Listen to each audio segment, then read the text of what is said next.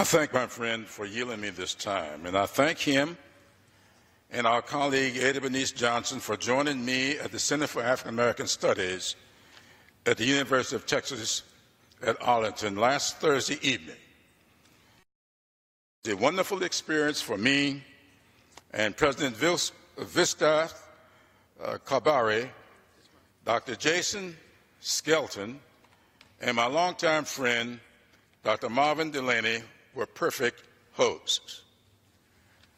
Mr. Speaker, earlier this month, Sergeant LaDavid T. Johnson died a hero's death in a distant land on a mission few Americans know about or understand.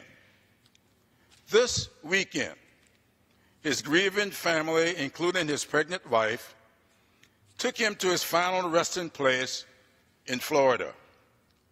Sergeant Johnson's tragic death leaves this young family fatherless. Mr. Speaker, in his second inaugural address, President Abraham Lincoln called on our nation to endeavor to care for him who shall have borne the battle and for his widow and his orphan. Unfortunately, rather than comfort Sergeant Johnson's grieving family, the current occupant of the White House has chosen to use them as his latest prop in the constant effort to sow discord and division in this country.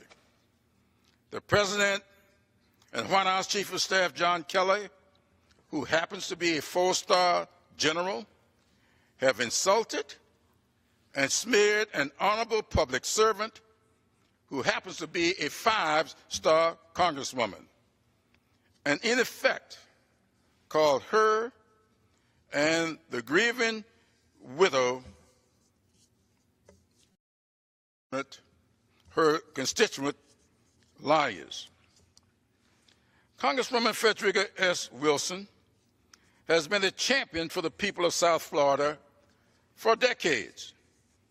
It is no mystery, and it's not political, that she was accompanying Mrs. Johnson and her family to receive her husband's remains.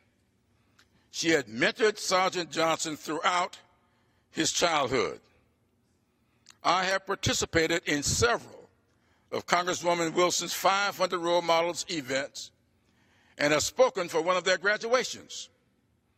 I often wear this red tie to this floor, helping her highlight their efforts, and her passionate work on behalf of those kidnapped girls of Boko Haram is unmatched.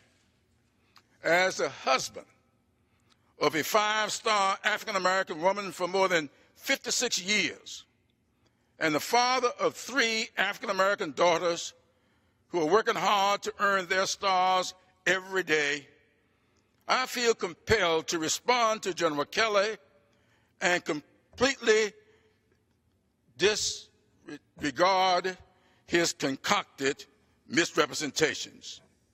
Mr. Speaker, we can have political differences here in Washington. That comes with the territory.